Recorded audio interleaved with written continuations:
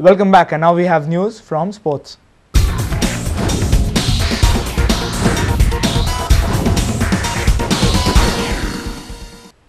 A full-strength Dempo Sports Club scored an important victory over Churchill Brothers to keep their hopes alive of retaining the I-League title. Bolstered by the inclusion of India players, Dempo were 2 goals good than their rivals Churchill Brothers at Nehru Stadium on Saturday. Dempo had slipped down the table by the end of the first leg, and it was largely due to the absence of their Indian players. Climax Lawrence, Mahesh Gowri, Samir Naik, Clifford Miranda and Peter Carvalho were back for the first match of the second leg, and Dempo were looking a champion side. Joaquim Abranches scored the first goal in the 12th minute, while Nigerian star Ranty Martins completed the scoreline in the 83rd minute. This win will give a renewed boost for Dempo as they aim to move up the table. Churchill Brothers will hope striker Udafe Okoli comes back sooner than later from his injury problems.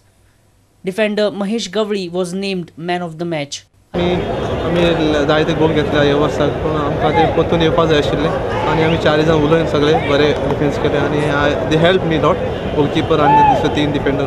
I thought the defense was a bit shaky. Defense was a bit shaky. True. We played the last 2 matches in a much cold temperature, then suddenly come temperature, you see everybody getting cramps and blues. So this affected us.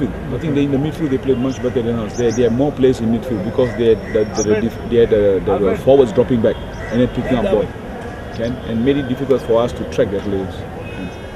And although we work hard, but then we look a much more tired side than they are in the second half. And even Kane had cramps, and then a couple of players could not move. You can feel that the weather plays an important part to it. A reporter from Madgaon, Ramesh Naik Raut.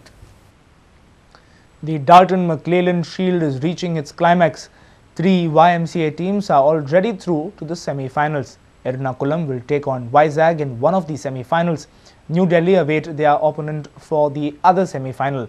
The Don Bosco Oratory in Panji is playing host to the YMCA basketball tournament. Palakkad and Bombay B were locked in the day's closest battle. Palakkad were 8 points ahead at half-time, but a close-fought third quarter propelled Bombay B to a single-point lead as it all came down then to the final quarter. Palakkad edged out by 3 points to win 69 points to Bombay B's 66. Calcutta YMCA was stopped in their tracks as the favourites were defeated by a technically sound Vizag MCA side. By the end of the first half, Calcutta were in touching distance of Vizag, but Vizag pushed hard and took a sizable lead in the third quarter. Eventually, Calcutta YMCA were frustrated and Vizag won 92 points to 74.